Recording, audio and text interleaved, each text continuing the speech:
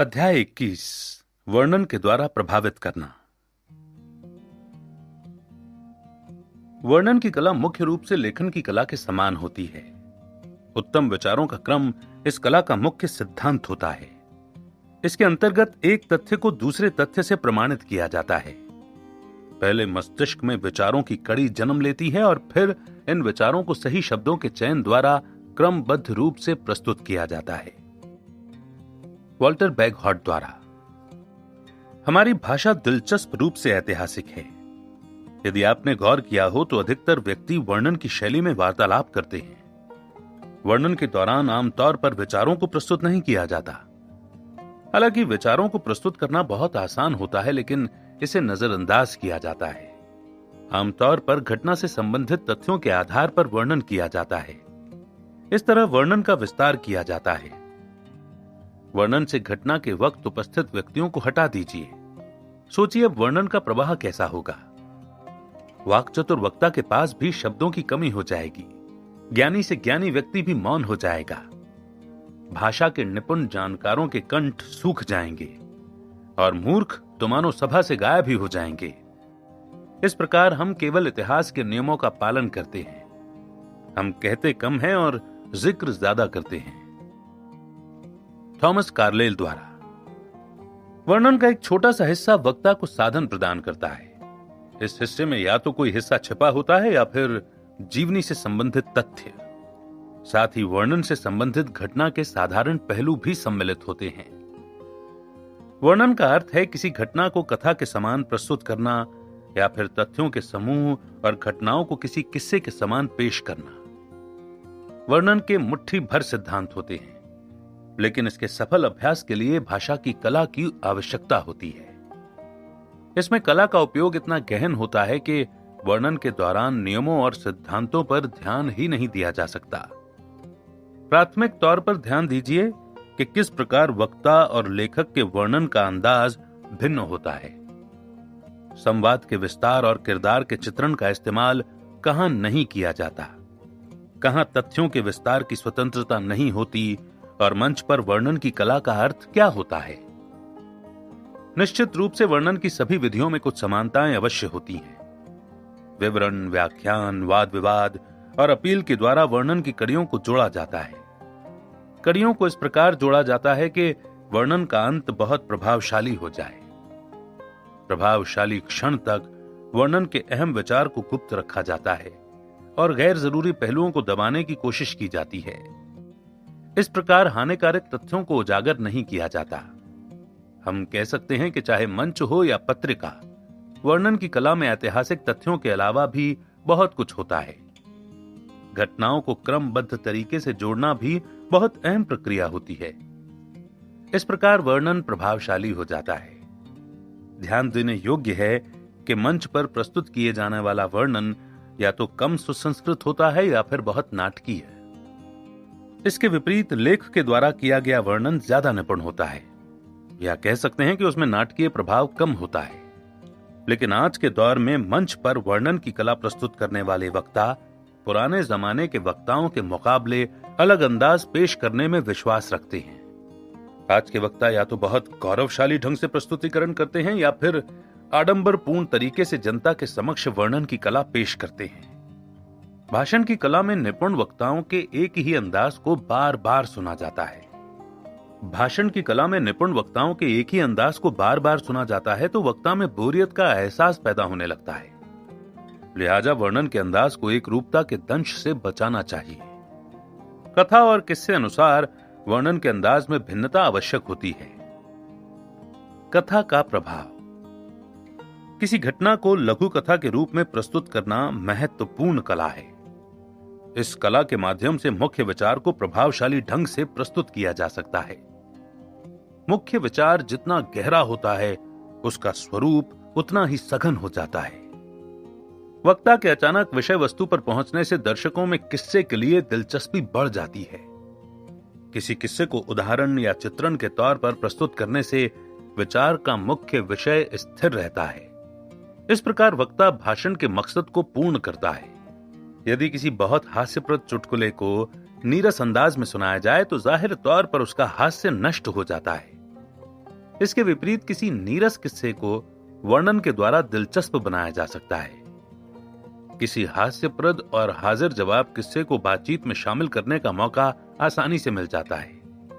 हाजिर जवाबी बहुत दिलचस्प होती है, गहरी छाप छोड़ती है और कभी कभी सीधे दिल को छू जाती है। हास्य का स्वभाव शालीन होता है, इससे कभी चोट नहीं पहुंचती। दो विचारों के बीच संबंधों के रहस्य को जानने से हास्य का जन्म होता है। हास्य वस्तुओं के बीच सामान्य संबंधों से ऊपर होता है। हास्य का किसी से मेल नहीं किया जा सकता, ये असंगत होता है। हाजिर जवाबी के माध्यम से डगलस जेरोल्ड ने क्रोध से भरे उस अजनबी को कड़ा जवाब दिया था जिसके कंधे पर डगलस ने जान पहचान का व्यक्ति होने का बहाना कर थाप मारी थी। कृपया मुझे माफ कीजिए, मुझे लगा कि मैं आपको जानता हूं, लेकिन अफसोस कि मैंने गलत अंदाजा लगाया। इस उदाहरण के जरिए कथा के महत्व का पहला और सामान्य रूप प्रस्तुत किया गया है।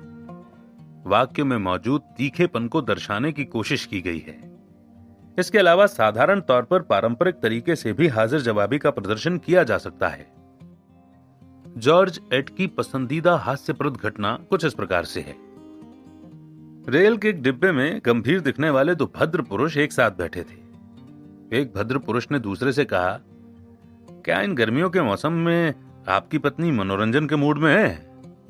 तब दूसरे भद्र पुरुष ने जवाब दिया, कुछ खास मूड में नहीं है। कुछ किस्सों के जरिए वक्ता दर्शकों तक निश्चित सत्य पहुंचाने की कोशिश करता है। इन किस्सों के जरिए दर्शक किस्से के हर पहलू की किसी न किसी चीज से तुलना करते हैं। अपने एक महान संबोधन द न्यू साउथ में हेनरी डब्ल्यू ग्रैडी ने कुछ इस प्रकार कथा का वर्णन किया था। उम्र, शक्ति और विशेषताओं के आधार पर कुशलता प्रदान नहीं करती और न ही हर नई कुशलता का तिरस्कार करती है। जूते बनाने वाले कारीगर की दुकान पर जॉन स्मिथ स्थापना 1970 के बोर्ड के मुकाबले एक नवयुवक ने सामने वाली दुकान पर बिल जोन्स स्थापना 1986, यहां केवल ताजा सामान मिलता है, बोर्ड लगाकर चुनौती खड़ी कर दी। नई दुकान की ओर लोगों का आकर्षण ज्यादा देखने को मिला। द न्यू साउथ के दोनों किस्सों में ग्रैडी ने वर्णन के प्रयोग के दो प्रभावशाली तरीकों का इस्तेमाल किया। दोनों किस्सों में विचार को भिन्न रूप से दर्शाया गया। पहले विचार को किस्से की शुरुआत में प्रस्तुत किया गया, जबकि दूसरे विचार को किस्सा दोहराने के बाद। वक्ता ने शब्द की उत्पत्ति के भाव को अलग अलग तरीके से पेश किया। खास है कि भाव में बदलाव के बावजूद किस्से में मौजूद हास्य लगातार बना रहा। आज की रात आपके द्वारा दिए गए सम्मान की मैं सराहना करता हूं। मैं इस व्यवहार की चर्चा कुलीन परिवारों के बीच जरूर करूंगा। मैं इस बात को लेकर चिंतित नहीं हूं कि मैं किन लोगों के बीच से आया हूं। आपको उस व्यक्ति के बारे में जानकारी है जिसे उसकी पत्नी ने दूध के बर्तन के साथ पड़ोसी के घर जाने को कहा? वो पड़ोसी के दरवाजे के पास पहुंचकर अचानक फिसल गया। वो कुछ इस तरह से गिरा कि सीधा नीचे पहुंच गया।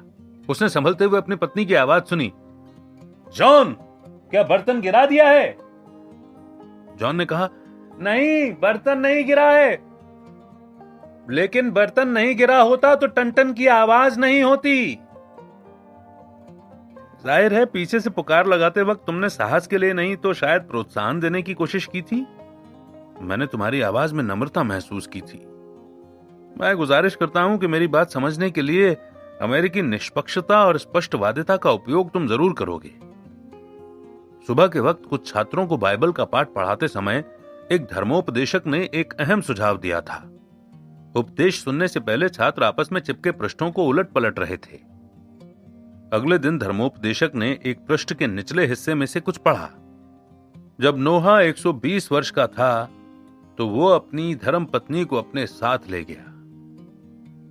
ये पढ़ते समय उसने पृष्ठ को पलटा। नोहा के पास पुस्तक रखने के लिए लकड़ी का एक बॉक्स था। यह पढ़ने के बाद धर्मोपदेशक आश्चर्य से घिर गया। उसने इस किस्से को दोबारा पढ़ा और कहा, मित्रों, मैं इस किस्से को पहली बार पढ़ रहा हूं।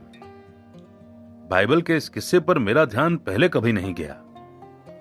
यदि मैंने इसका भाव सही से प्रस्तुतिकरण किया है, यदि मैं इस किस्से में मौजूद निर्भीक एवं आश्चर्यजनक भाव को समझाने में सफल रहा हूं और यदि आप लोग इस निर्भीकता को अपने भीतर ढालने में सफल हुए हैं तो ही मैं धर्मोपदेश के पवित्र कार्य को जारी रखूंगा, अन्यथा मुझे यह कार्य किसी और को समर्पित करना होगा। इस प्रकार जाने अनजाने कई बार वक्ता किस्से की भूमिका को अनदेखा कर देता है। परिणाम स्वरूप वर्णन के प्रयोग का सिलसिला टूट जाता है। आगे दिए उन उदाहरणों पर ध्यान दीजिए। एक तरफ टेक्सास में स्थित डिब्बे के कारखाने में दोपहर का भौंपू बजते ही कर्मचारियों में काम पर वापस लौटने की हड़बड़ी मची थी। वहीं पास के रेलवे स्टेशन के कोने में मजबूत पैरों वाला सांवला व्यक्ति सिर झुकाए स्थिर बैठा था। उसने कारखाने के भोंपू की आवाज को खत्म होने तक स्थिरता बरकरार रखी। भोंपू की आवाज खत्म होने के बाद एक लंबी और भारी सांस लेते हुए खुद पर टिप्पणी की। आवाज पूर्व की ओर गई है। वहां लोगों के लिए इस वक्त रात के भोजन का समय हो गया होगा, लेकिन मेरे लिए तो फिलहाल दोपहर के 12 बजे हैं। अमेरिका के लगभग सभी छोटे व बड़े कारखानों में फिलहाल लगभग ऐसा ही माहौल होगा, लेकिन क्यों? निसंदेह किस्से कहानी सुनाने की कला का ज्यादातर इस्तेमाल मंच पर ही होता है। धर्मोपदेश देते वक्त आमतौर पर विस्तार से व्याख्यान नहीं किया जाता, लेकिन उपदेश के भाव को उदाहरणों के द्वारा समझाने का प्रयास जरूर किया जाता है। डॉक्टर अलेक्जेंडर मैक्लारोन के इस उदाहरण पर ध्यान दीजिए। भारतीय फकीरों की तरह कुछ लोग हाथों को सिर से ऊपर उठाकर तब तक खड़े रहते हैं जब तक कि हाथ अकड़ न जाएं। हम इन लोगों को धार्मिक स्थल के पास सालों से डेरा डाले देखते आए हैं। वे लगातार तपस्या करते हैं, लंबे समय तक स्थिर रहते हैं। इनके लंबे बालों में चिड़ियाएं घोंसला बना लेती हैं। ये धूल, गर्मी, शीत और बरसात जैसी विपदाओं के बावजूद एक स्थान से दूसरे पवित्र स्थान तक लंबा सफर तय करते हैं। इनके लंबे बाल वस्त्रों का कार्य करते हैं। ऐसा प्रतीत होता है जैसे किसी ने इन्हें अभिशापित कर दिया हो। ये लोग मंदिरों और मठों की स्थापना करते हैं। ये वो कार्य करने में सक्षम होते हैं जिसे कई लोग मिलकर भी नहीं कर पाते। इन्हें कठिन कार्य करने का दौरा सा पड़ता है। ये लोग अपने शरीर को मानव कल्याण के लिए कष्ट देते हैं ताकि आम इंसान को स्वर्ग के मार्ग का ज्ञान प्राप्त हो सके। ये लोग उच्च आचरण, अनुशासन और धर्म के मार्ग को अपनाकर जन कल्याण के कार्य को पूरा करते हैं। ये लोग इन सभी कार्यों को खुशी खुशी करते हैं। ये जीवन के आम उपदेशों पर ध्यान नहीं देते। शरीर की शुद्धता के लिए स्नान आवश्यक है। स्नान और जल के द्वारा शरीर की शुद्धि आवश्यक होती है। जल हर मैली चीज को शुद्ध कर सकता है। स्नान करें और शुद्ध रहें। लेकिन योगी पुरुषों के लिए जल शुद्धता का कारण नहीं होता। उनके लिए ईश्वर की शरण ही शुद्धता का मुख्य स्रोत है। जॉर्डन के जलाशय में स्नान करने से कुछ रोग का निवारण नहीं होता। शुद्धता का स्रोत प्रभु के रक्त में बसा होता है। ईश्वर सभी विकारों को दूर करने की शक्ति रखता है। ईश्वर की साधना से बड़े बड़े विकार दूर हो जाते हैं और परम शुद्धता प्राप्त होती है। किसी किस्से कहानी की प्रस्तावना के विषय में आखिरी सुझाव यह है कि फूहड़ शुरुआत आत्मघाती सिद्ध होती है। इसके विपरीत सटीक व स्पष्ट वाक्य से प्रस्तावना को बल मिलता है और दर्शकों में रुचि पैदा होती है। अंग्रेजी के हास्य रस लेखक कैप्टन हेनरी ग्रैम ने लड़खड़ाकर बोलने के विषय पर परम आलोचनात्मक उदाहरण पेश किया है। मेरे लिए सर्व किस्सों में श्रेष्ठतम स्थान पर 1905 का एक किस्सा है। बॉस्टन की यात्रा करते वक्त मुझे महसूस होने लगा कि मैं बॉस्टन पहुंचने वाला हूं, लेकिन वास्तव में मेरी बुद्धि जैसे बंद थी। मैं असल में वॉशिंगटन पहुंच गया। एक बार एक बड़े मजेदार व्यक्ति के साथ समय गुजारने का मौका मिला। अफसोस कि मुझे उसका नाम याद नहीं है। शायद उसका नाम विलियम था या विल्सन या फिर विल्किंस, कुछ ऐसा ही नाम था उसका। ट्रॉली कार में घूमते वक्त उसने मुझे एक किस्सा सुनाया। मुझे आज भी याद है कि उस किस्से को सुनने के बाद मैं दिल खोलकर हंसा था। रातों में सोने से पहले मुझे वो किस्सा फिर याद आ गया और मैं एक बार फिर जोर जोर से हंसने लगा। उस किस्से में जबरदस्त हास्य था, कमाल का हास्य। मैं विश्वास के साथ कह सकता हूं कि किसी ने इतना हास्यप्रद किस्सा कभी नहीं सुना होगा, लेकिन अफसोस कि मुझे वो किस्सा याद नहीं है। जीवन संबंधी तथ्य व्यक्तित्व और जनता के समक्ष भाषण देने की कला में गहरा संबंध होता है। स्वाभाविक तौर पर जीवन से संबंधित तथ्यों के व्याख्यान में किस्सों को शामिल किया जाता है। प्रशंसा करने के लिए भी किस्सों का सहारा लिया जाता है। इसके अलावा यादगार संबोधन, राजनीतिक भाषण, धर्मोपदेश, उपदेश और मंच पर पेश किए जाने वाले अन्य प्रस्तुतिकरण के लिए भी किस्सों का सहारा लिया जाता है। इसी प्रकार मोजेस और ली पर किस्सों के सहारे पूर्ण धर्मोपदेश तैयार किया जा सकता है। अधिक स्पष्टता के लिए इस उदाहरण पर ध्यान दीजिए। लेक्सिंगटन की स्मृति। इस महीने की 19 तारीख की सुबह पूरे 80 साल बीत जाएंगे। हैनकॉक एवं मैडम मोसेस एवं मैरॉन सभी इसी शहर में मौजूद लेक्सिंगटन में मौजूद थे। अपने निडर वाक्यों से उन्होंने एक बड़े अधिकारी के विरुद्ध सवाल खड़े किए थे। ब्रिटेन के करीब हजारों सैनिक इन महान हस्तियों को गिरफ्तार कर समुद्र के किनारे मुकदमे के लिए ले गए। इस तरह वसंत की उस सुबह को अमेरिका में स्वतंत्रता संग्राम को कुचलने की तैयारी की गई, लेकिन इसके विरुद्ध अमेरिकी स्वतंत्रता सेनानी एकजुट हो गए। स्वतंत्रता सेनानियों का सेना नायक एक लंबे कद और चौड़ी भौं वाला गंभीर व्यक्ति था। वो सेना में काम कर चुका था। उसने अपनी सेना को तैयार किया। सेना में कुल 70 जवान थे। सभी स्वतंत्रता सेनानियों ने राइफल और गोलियों का भंडार इकट्ठा किया।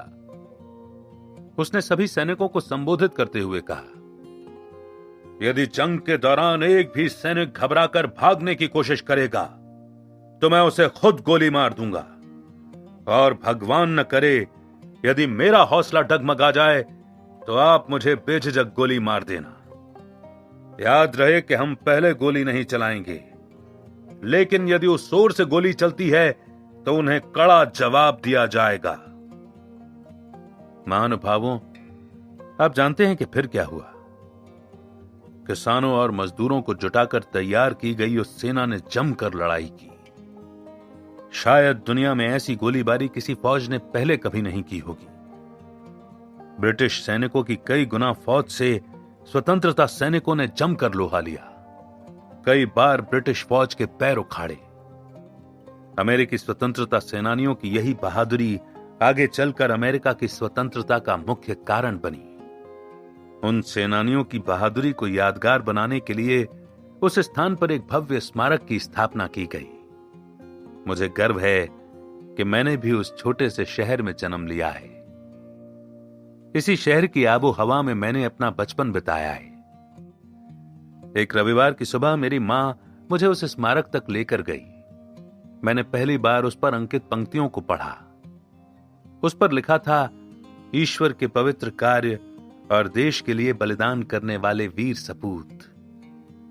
महानुभावों, स्वतंत्रता का जज्बा और न्याय की अहमियत उसी दिन से मेरे दिल में समा गई। उस स्मारक के नीचे मेरे पूर्वजों की अस्थियां विराजमान हैं। उनके खून से सींची गई लेक्सिंगटन के मैदानों की घास आज भी हरी है। उस स्मारक पर मेरे नाम का एक हिस्सा सबसे ऊपर अंकित है। ब्रिटिश सैनिकों को धूल चटाने वाले, अमेरिकी किसानों व मजदूरों को प्रोत्साहित करने वाले, अपने शब्दों और भाषण के द्वारा अमेरिकी स्वतंत्रता संग्राम को एक कोने से दूसरे कोने तक प्रसिद्ध करने वाले, लड़ाई के मैदान में आखिरी दम तक टिकने वाले वो महान शक्तिशाली सेना नायक और कोई नहीं, मेरे दादा थे। उनके बहादुरी भरे किस्सों और दुश्मनों से छीनी गई मस्केट राइफल से मुझे एक और शिक्षा मिली। अन्याय के खिलाफ शस्त्र उठाना ईश्वर की आराधना के समान होता है। मैं किस्सों की उस पुस्तक और राइफल को हर वक्त अपने साथ रखता हूं। इस जीवन में मेरा बस एक ही लक्ष्य है, ईश्वर और देश के लिए संपूर्ण समर्पण। थियोडोर पार्कर की कलम से। सामान्य तौर पर घटनाओं का व्याख्यान इस विस्तृत एवं बंधन मुक्त व्याख्यान में बातचीत के कई तरीकों का मिश्रण उपस्थित है। इससे भाषण को प्रभावशाली बनाने में सहायता मिलती है। निपुण वक्ता बदलाव के द्वारा भाषण को और आकर्षक बना देता है।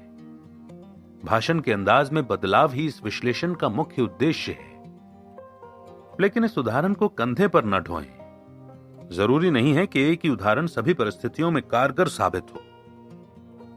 जॉर्ज विलियम कर्टिस की पॉल रिवर राइड में घटनाओं के शुद्ध व्याख्यान को भाषण के दौरान कई नए अंदाज में पेश किया गया।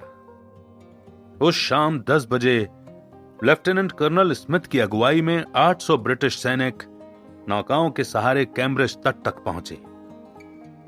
गैज सोच रहा था कि आम लोगों तक खबर नहीं पहुंच सकी है। दरअसल लॉर्ड पर्सी ने लोगों को कहते हुए सुना था कि फौज अपना लक्ष्य प्राप्त करने में चूक जाएगी। पर्सी ने यह खबर गैज तक पहुंचाई। गैज ने तुरंत आदेश दिया कि कोई भी शहर छोड़कर नहीं जाएगा। वहीं जैसे ही सैनिक दस्ते ने नदी पार की, एबेनेजर डॉर संदेश के साथ दौड़ता हुआ आया और पॉल रिवर नदी के रास्ते चार्ल्स टाउन की ओर रवाना हो गया। अपने साथी से सहमत होकर रॉबर्ट न्यूमैन ने उत्तरी गिरजाघर की ओर लालटेन की रोशनी धीमी तेज कर ब्रिटिश सेना के नदी तट तक पहुंचने का संकेत भेजा। इस घटना को व्याख्यान के जरिए इस प्रकार रोचक बनाया गया। वो एक शानदार रात थी। ठंडी हवा चल रही थी, लेकिन रात ज्यादा ठंडी नहीं थी। वसंत की दस्तक साफ महसूस हो रही थी। पहाड़ हरी घास से ढके हुए थे। खेतों में गेहूं लहरा रहे थे और हवा में बागीचों की ताजा खुशबू महक रही थी। रॉबिन ने सीटी बजाई। चिड़ियों ने चहचहाना शुरू कर दिया, लेकिन थोड़ी ही देर में माहौल फिर पहले की तरह शांत हो गया। चांद की साफ रोशनी में फौजी दस्ता दबे पांव आगे बढ़ता रहा। पॉल रिवेर तेज कदमों के साथ मेडफोर्ट और पश्चिमी कैम्ब्रिज के रास्ते से होता हुआ लोगों को लेक्सिंगटन, हैनकॉक और एडम के खिलाफ उकसाने का काम करता रहा। इस खबर को फैलने से रोकने के लिए भेजी गई ब्रिटिश फौज को पॉल की हरकतों की कानों कान खबर तक नहीं लगी। श्रीमान कर्टिस ने भी भाषण के दौरान एक घटना का बड़ी खूबसूरती के साथ वर्णन किया। शिक्षित व्यक्ति द्वारा नेतृत्व। एक आधुनिक अंग्रेजी चित्र ने हॉर्थॉर्न की मानसिक योग्यता को नई प्रेरणा प्रदान की। चित्रकार ने उस चित्र को वे कैसे मिले थे का नाम दिया। घबराए हुए दो दुबले पतले स्त्री पुरुष जंगल में भटक रहे थे। रास्ते में उन्हें एक महिला और बालक दिखाई दिया। एक अलौकिक आकर्षण से वशीभूत होकर वे दोनों उस महिला और बालक को एकटक नजरों से देखने लगे। उनका आकर्षण इतना गहरा होता गया कि कुछ देर बाद वे दोनों खुद को उस महिला और बालक के रूप में महसूस करने लगे।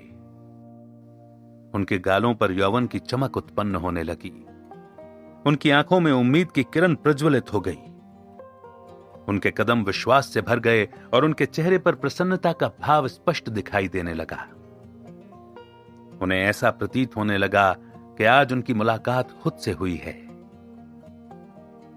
इस प्रसिद्ध चित्रण के अलावा कई और स्थानों पर ऐसे सत्कार योग्य परंपराओं का चित्रण किया गया है।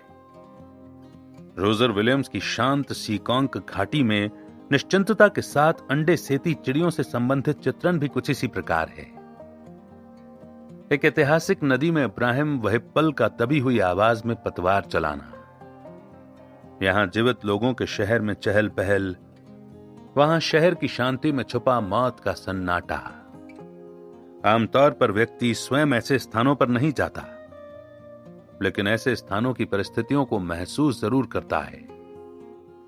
महाविद्यालय की खिड़की से झांकते मछुआरों के प्रसन्नचित चेहरे में निश्चित रूप से पाठक को स्वयं के चेहरे की झलक महसूस होती है। पहाड़ों पर घने पेड़ों के नीचे आप खुद को टहलता हुआ महसूस करते हैं, उम्मीदों और सपनों से लबालब, आत्मचेतना से लबरेज और अपने भीतर यौवन महसूस करते हुए। इस प्रसिद्ध मंदिर में, जिसमें वाक्पटुता के आवेश का एहसास कभी भी इतना प्रखर नहीं था, ये वो यौवन नहीं है जब इन गलियारों में हसीन कन्याओं से धीमी आवाज में फुसफुसाया करते थे। ये आपके यौवन का वो समय है जो अब नहीं बचा है। ये वो समय नहीं है जब इन हसीनाओं के बारे में मां और दादी से बातें किया करते थे। जॉर्ज विलियम कर्टिस द्वारा